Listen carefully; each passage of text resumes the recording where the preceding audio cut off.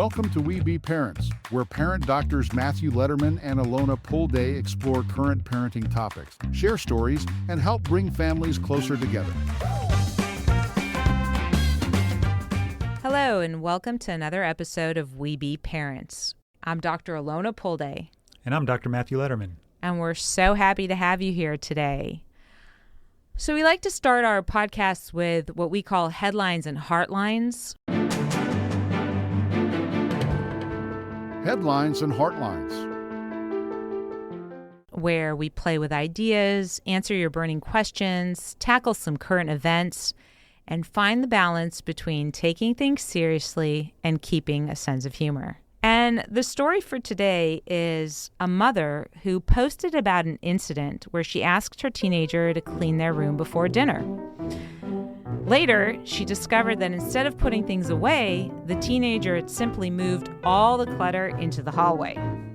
When she confronted the teenager, they replied, "You said to clean my room, not the house."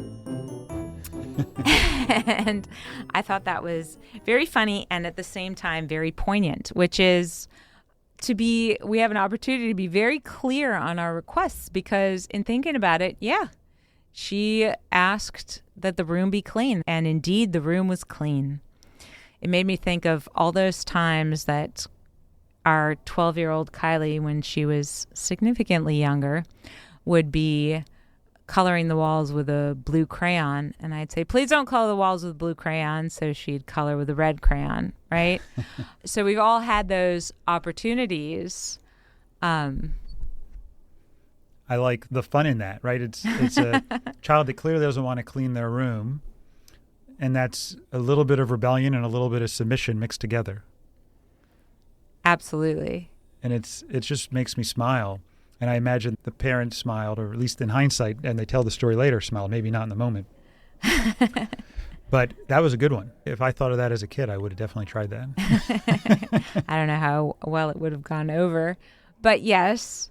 But yeah, and it really leads us to think about how we communicate, what we say versus what we're actually desiring. That's an important concept in this communication style, and the nonviolent communication style is be very clear what you do want, not what you don't want. And not only make it clear, very actionable, very present, because a lot of miscommunication and then ultimately disconnection can happen because in your head, message sent is not always message received. And that can be the beginning of the downfall or the breakdown in the connection. And a lot of times that happens when we are focused on the actions and behaviors, the outcomes that we're looking for, versus the underlying needs that are driving those desires, the desired outcomes. So what do I mean by that? Nonviolent communication is a need-based consciousness, really based on connecting to our internal needs or values. And we all share those needs, share needs for love and care and shelter and nourishment and discovery and exploration and friendships, and the list is expansive. And our strategies are our actions, our behaviors, are the outcomes that are used to meet our needs. So in this case, for example, had the mom come and said, "Oh, when I look at this room, I have a real need for order and peace and ease. Would you be willing to clean up the space?" When the child is able to connect to, actually, there's a need for order, peace and ease, moving everything into the hallway doesn't meet that need. And if the child can connect to the parent, my guess is there was not a connection there. The child was basically saying, "I hear a demand, and I'm going to stick it to you because I don't like demands." So this is what happens when you give me demands versus you're caring about my needs and I'm caring about your needs. Because to your point, if the child was aware that the mom had a need for order and just some help getting the house into order, then the child would see that putting it all in the hallway is not going to help contribute to that. And because I care about my mom and her need for order, and my mom cares about my needs. Let's figure out another way. Now, if the child thinks that they have to do it now or never, the child is so busy wrestling with the fact that their need for choice and autonomy is not there, they don't have space to care about anybody else's needs. So we got to focus on that first. If they hear a demand and they think something has to happen now, I'm like that. If I hear a demand, it doesn't matter if I even want that, I'm still going to fight. Just because autonomy is such a precious need for people. Yeah, and we've talked about it in previous episodes, but really when we're put against that demand, we have, as kids or as adults, the ability to submit to it or rebel against it. Both come at a cost to the connection and relationship. So, yeah, I love that you pointed out not only could it have come from a different space, which is acknowledging the needs and then requesting the strategy, but also connecting with the other person to gauge their willingness. And that doesn't mean that just because the child said, yeah, no, I don't want to clean my room, that's where the conversation ends either. Right, and no is the beginning of the dialogue, not the end of the dialogue.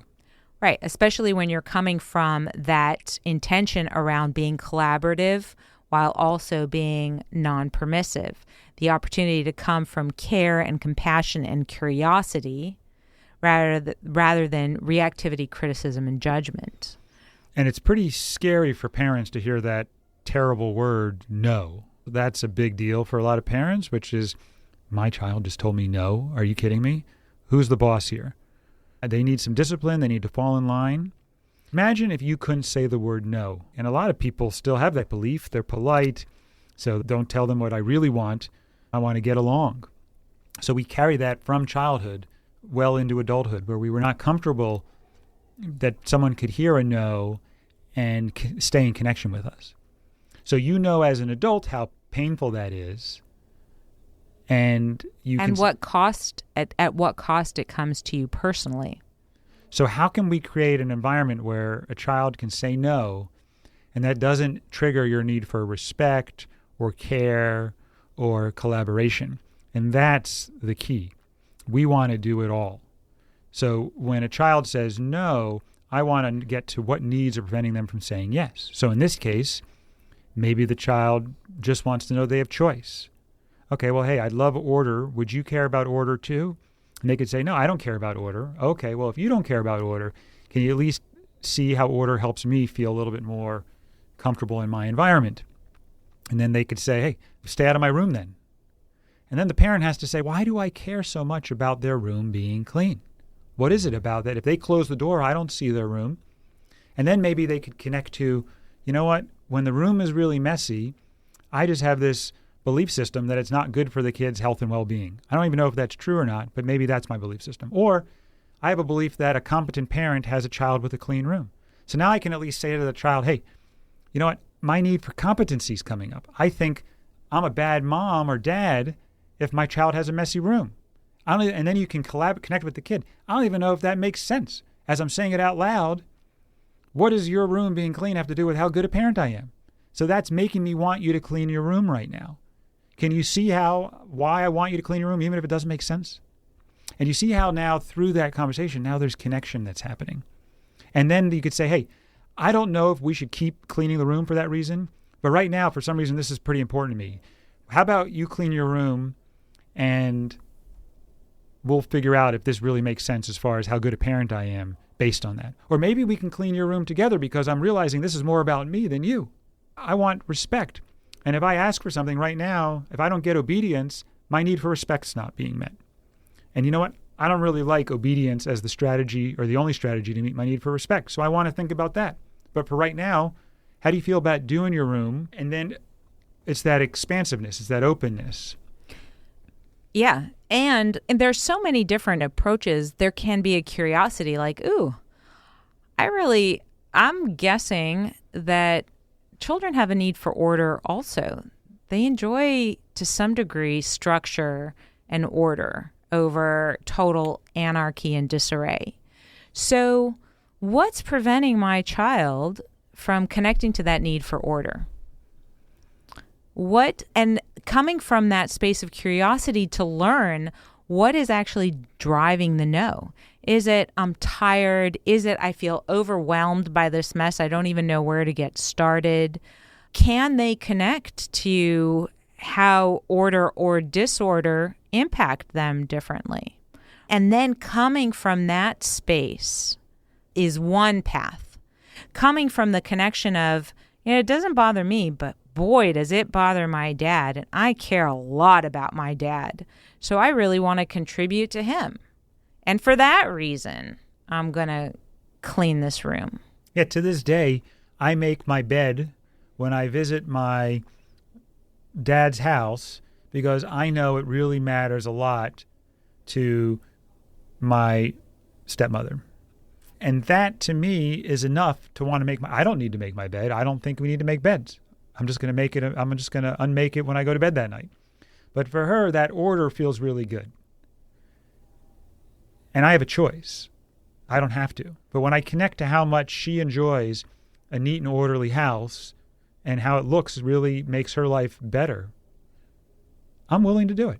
And that to me, if we can get them to willing, they don't have to be happy about it, but are they willing to contribute to us?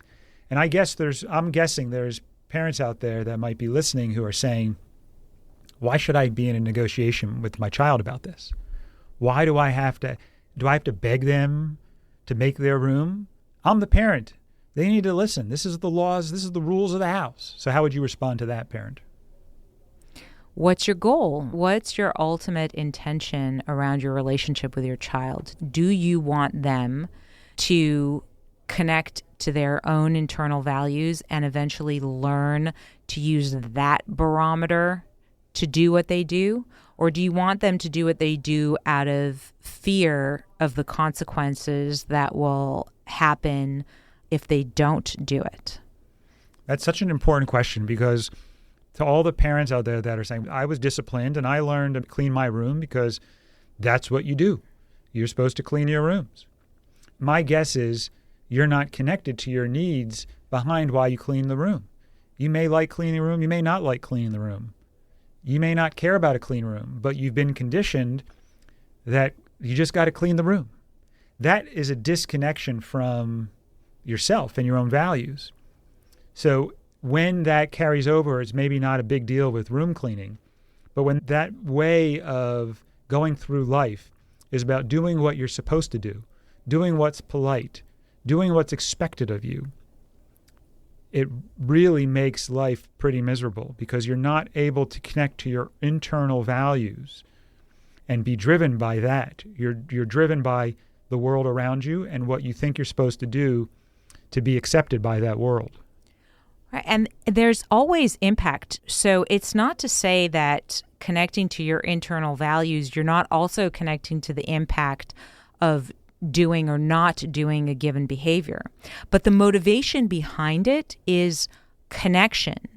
It's not fear. So the example here is, I'm going to clean my room because I care about my dad and I want to contribute to him. And that's the motivation driving the behavior versus I'm afraid he's going to punish me.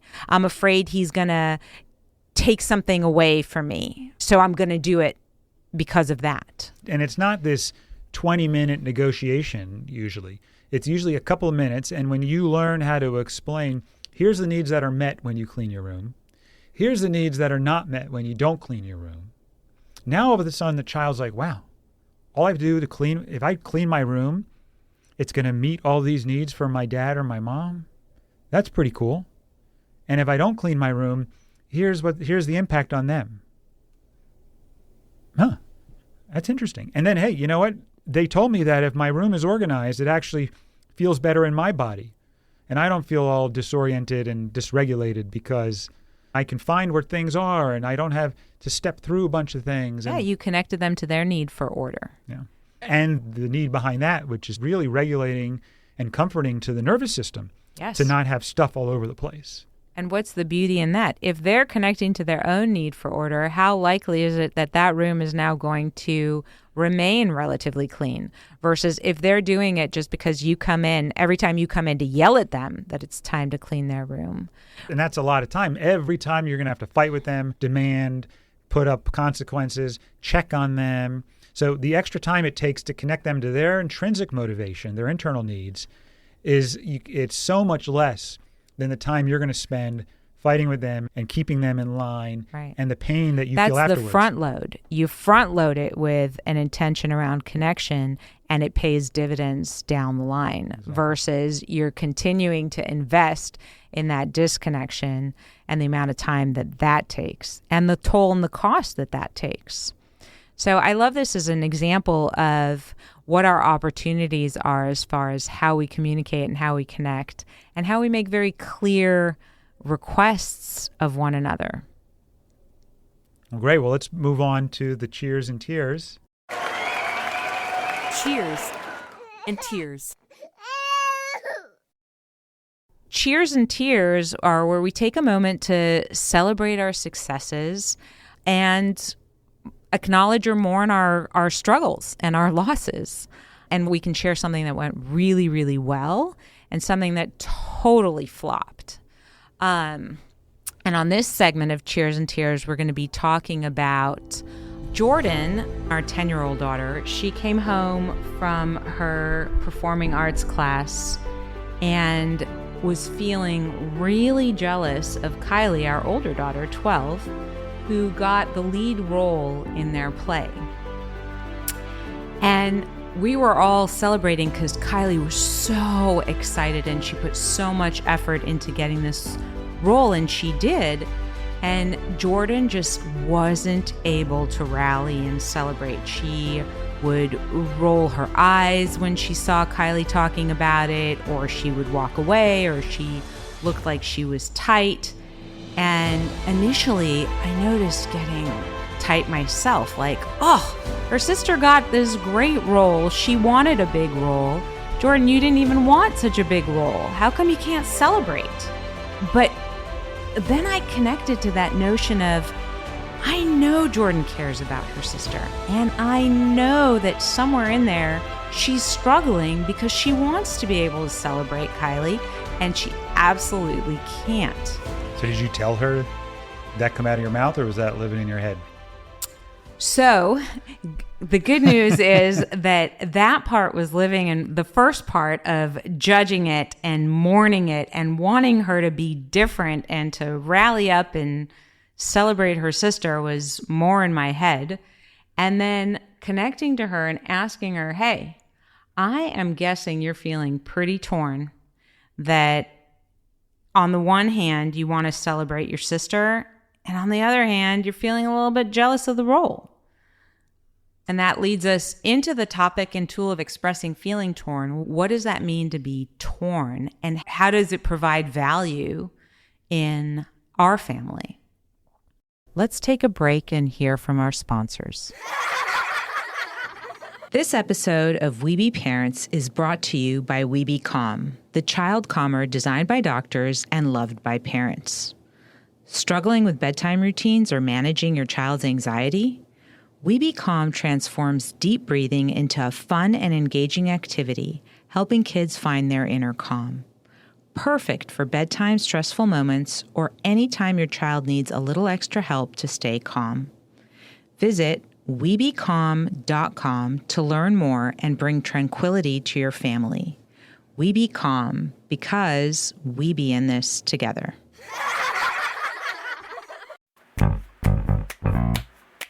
Topics and tools. Yes, so people usually think in binary terms. Either I'm celebrating or I'm jealous. They can only identify with one feeling. Even though there's multiple feelings, there's one on top of the other, and the one that's on the top, that's the one that peeks its head out. So if you're feeling jealous, even though you also want to care for Kylie and celebrate her, the jealousy's on top of the celebration. What pokes its head out is the jealousy. And then they suppress the jealousy because they know they're not supposed to feel jealous. It's not an acceptable feeling. So it's a whole mishmash. But when you feel torn, now imagine taking the jealousy that's on top of the celebration. You turn it to the side. Now they're next to each other. So now both of them are able to rise to the surface, and you can say, oh, I'm feeling torn. There's jealousy here, and there's this celebration.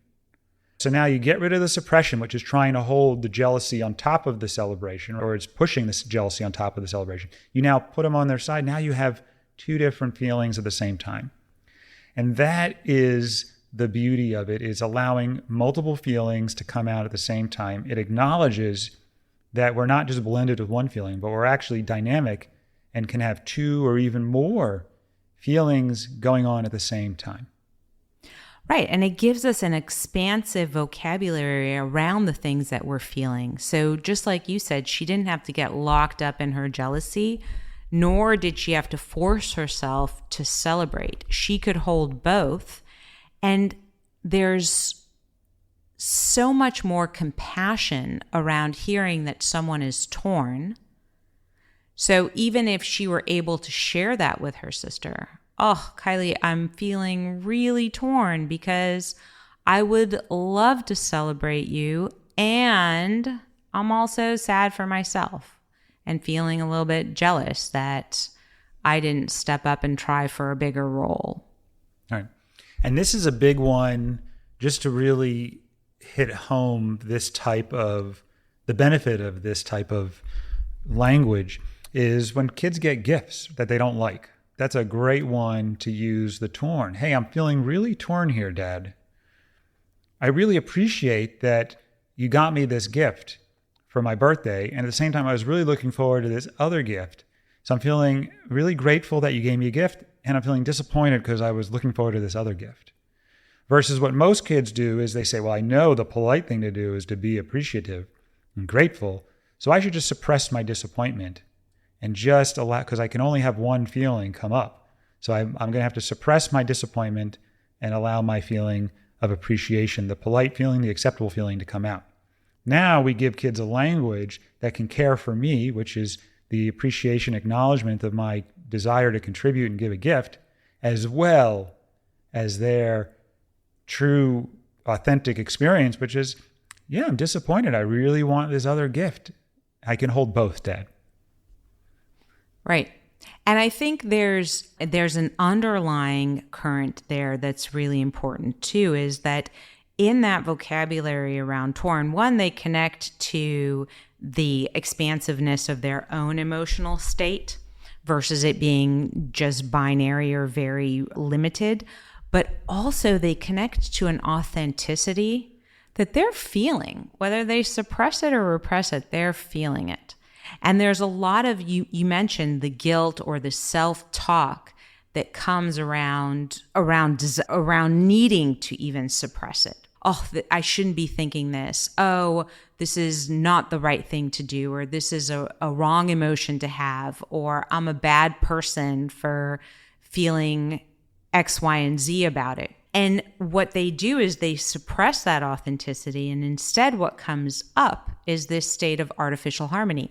I should be happy. I should be celebratory. I should, all of that stuff. Right.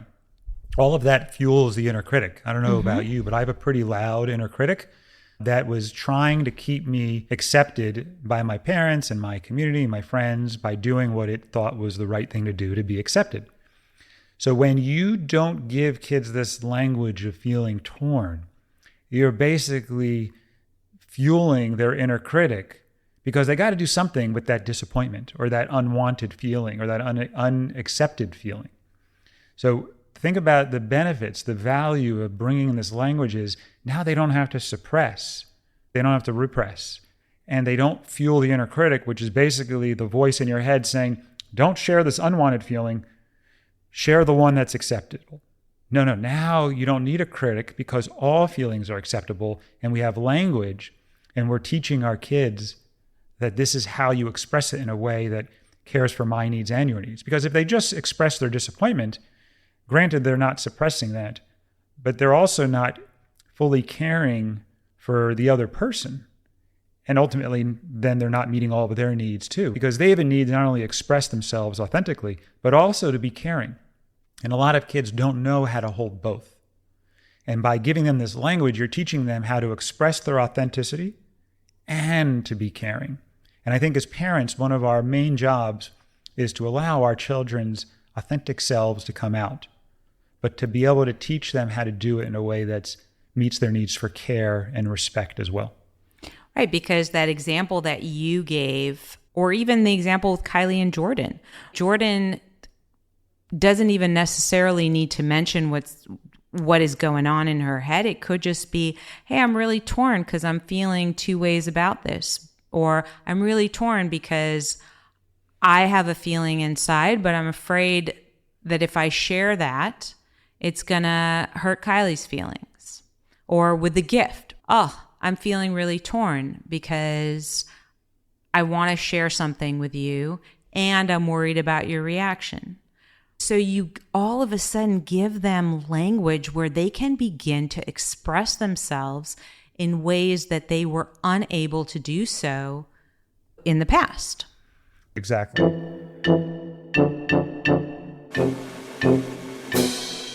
No skills to pro skills.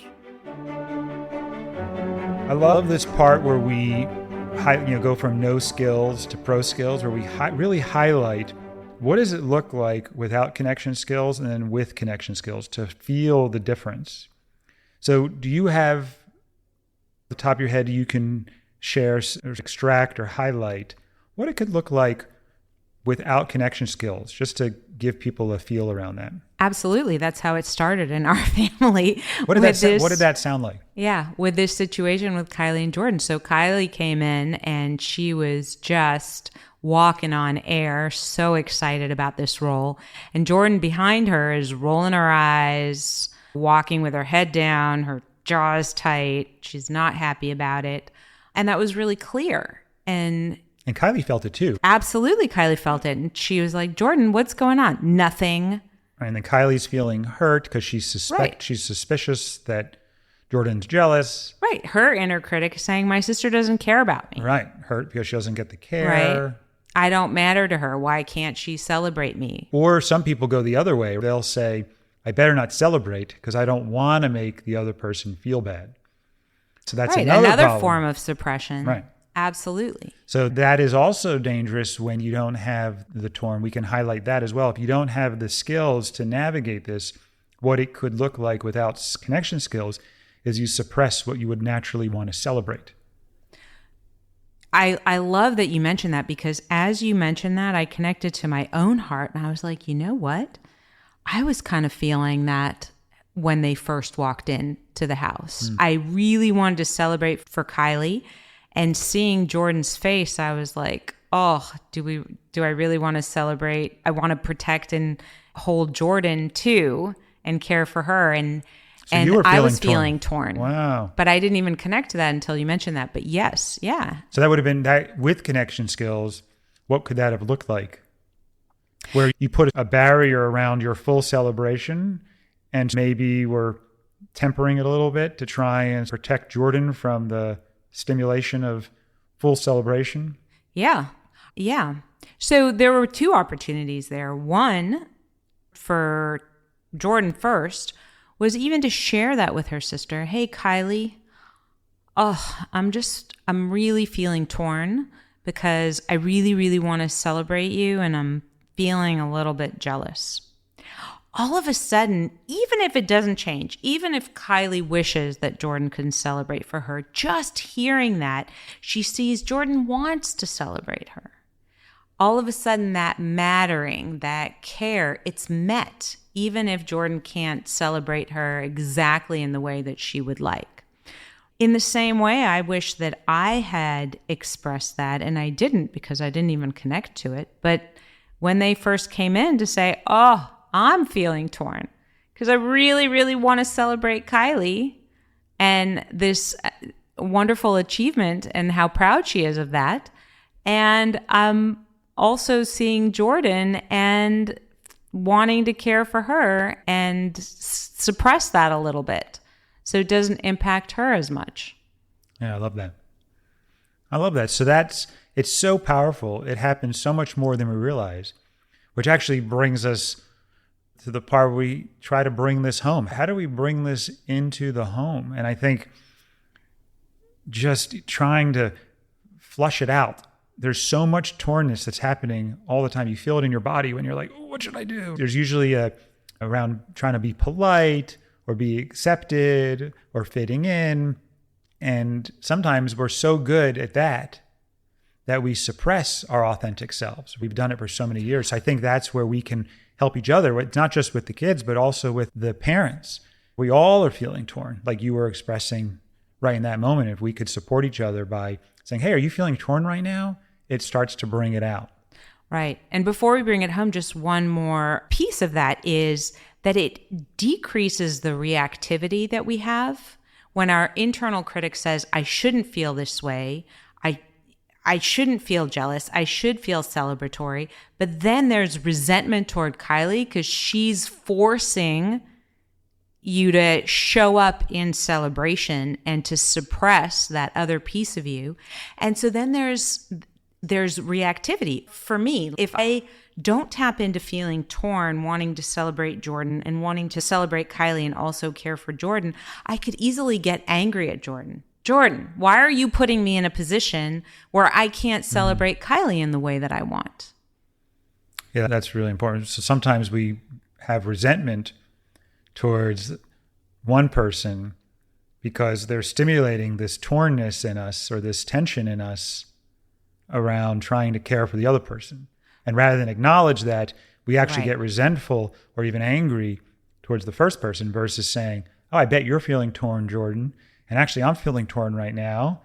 And even Kylie's feeling torn. There's a part of her that wants to have compassion for Jordan, who's feeling sad that she didn't get the part she wanted. And there's a part of Kylie that wants to celebrate her. Right. So everybody's feeling torn. And that, to me, is the benefit of bringing it home is like, hey, look, we're all feeling torn right now. And we could name it and we can high five each other and say, this is great that we're identifying it. Like, let's not even rush into what we're going to do right now. Let's bask in the connection that we're creating just by naming it with each other. Yes, and that is exactly right. Creating the connection just by naming that we're feeling torn. And it's so beautiful in its simplicity and yet really impactful in day-to-day connections. All right. I would check me on this if you think this is accurate, but I would say that every time we are angry around something our kids have done, we're torn. There's part of us that wants to yell and explode and just express ourselves and make it go away. There's another part that wants to really care for them. And sometimes the part that really wants to care for them and try and be understanding and see their good intentions despite how they navigated the situation, they were still trying to meet needs. We can't connect to that. And it's only after we make a mess with the anger and who knows what comes out of our mouths and we start to clean that up that we connect with the other part, which is we always want to care for them too. So tell me, does that resonate at all, that when we're really angry, we're probably in a state of tornness right there? Yeah, not just when we're angry, when we have urgency to respond to a situation versus trusting, oh, I can listen to them, doesn't mean I agree with them, and I will find time for what I want to contribute to the conversation. So when we feel that urgency, we're feeling torn. Right. Yeah, I like this. Bringing it home. So when we're bringing it home, we're introducing it to the family. The first thing I like to do is invite them to see, hey, are you interested in learning about this new concept that has really helped me? And I think it's really going to feel good to you. So it's not about something they have to do again. It's about collaborating and inviting them to participate in something that could feel really wonderful. Right. And or if you happen to see a situation where you can guess that you're feeling torn or your children are feeling torn, to introduce that concept. Ooh, I'm feeling torn about X, Y, and Z. Or when you see your children, oh, I bet you're feeling torn about wanting to keep playing, but also being hungry and wanting to come to dinner or whatever those things are. That's an awesome opportunity. Whenever it's time for bed, any of the transitions, kids are going to feel torn because the kids love harmony, especially with their parents and their loved ones, but they also love playing. So they're feeling torn. They do care about their teeth falling out. There's a part of them that wants to brush their teeth. and care for them. But there's another part that's like, this is boring. This isn't fun. I'm tired. I want to just lay down and go to sleep. So to your point, if we can point out these times, oh, you're feeling torn. So rather than rushing to get them to brush their teeth or to go to bed or to quote unquote be nice to their sibling, let's just pause and acknowledge the tornness. Hey, I bet you're feeling torn. And they'll say, what is that? Or if you've already introduced it, they could say, yeah. But if they're not sure what it is, just explain. Say, that's when your body was feeling two different feelings at the same time or more feelings. Maybe there's a part of you that really wants to go up and take good care of those teeth and keep them real healthy and strong. And maybe there's another part of you that really loves playing and wants to keep playing this game and would rather not have to worry about cleaning the teeth right now. Are you feeling torn? Are both of those feelings going on inside of you? Half the time the kids they don't realize they have the needs for both. They're so intent on getting their need for play met that they don't connect to the other one. And that connection creates more space. And then it's going to be easier when it's time to figure out what to do. It's going to be more likely and there's going to be more goodwill and there's going to be more ease and flow. So it just keeps on giving. But whenever at dinner, you can say, hey, was there any time anybody feel torn today? Tonight, anybody feel torn? And then you say, can I share when I felt torn? Let me tell you when I felt torn. I felt torn at work today. So like kids love when you talk to them and really share authentically yourself as a parent, but sharing from your own heart, what's really going on. It's not just about making them better people, but really share what's going on in your lives. And I think that's really helpful. What do you think, Alona? Absolutely. It becomes a practice that the family does. And I think when kids see their parents modeling these behaviors, I mean, we know that kids follow what we model, whether it's negative behaviors or positive behaviors. They're looking to their parents as role models. And when we can show up and show that we're actually practicing this and incorporating it into our lives, they naturally fall into that. Yeah, I love that. Show them by example. That's what they learn. We can tell them till we're blue in the face, but if we show them, and if we humbly express our tornness, their bodies are going to say, oh, that's acceptable. That's okay. So by us demonstrating, that's when people learn. That's when the kids learn. And it's also fun to see, because just like you said, there's a space to share the tornness, and then there's time to find solutions around what to do. And it's fun when you do invite the kids into your feelings of tornness, the creative solutions that they come up with to help you in that situation. Yeah, that's a really good point. Once you've all basked in the connection, then saying, all right, does anybody have any ideas? Are we ready to move on to ideas? And yeah, let's do it. So what do you think I should do at work? And it's just fun. Whether you do it or not, it's fun, it's connecting, and that's where the gold is. Yeah. So fire drill it, come up with any opportunity you can to identify it, to bring up an example of when you're torn, to come with an example so you can say, hey, I'm ready to share some tornness. Anybody that willing to hear it? Really look for it. And then when they bring it up, when you bring it up, high five, get excited, celebrate it. It's a very welcome new experience.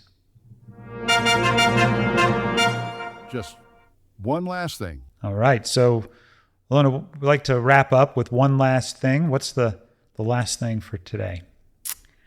I would say really invite and embrace the chaos of being torn. It's where real growth happens, and it is really impactful. Yeah. Again, simple yet impactful. Yeah. It's not about being perfect. It's about that the growth happens in that chaos. That's where all the new neural pathways start to grow. Absolutely. Wonderful. Well, we'd love to hear cheers and tears from everybody who's listening. Please email us as you try these things at home. And we look forward to hearing from you. Thanks for listening. Thanks for listening to the Webe Pärents podcast. To hear what else Doctors Matt and Alona are up to, visit us at webepärents.com. Remember to try something you learned today. It just might be the first step in a new relationship with your kid. Hey parents, tune into our next episode of Webe Pärents, where we delve into the art of repairing connections after conflicts. We share a real-life story of a tense poolside showdown between a mother and her daughter and explore how to turn moments of disconnection into opportunities for deeper understanding and trust. Learn how to effectively repair relationships and build a more connected family.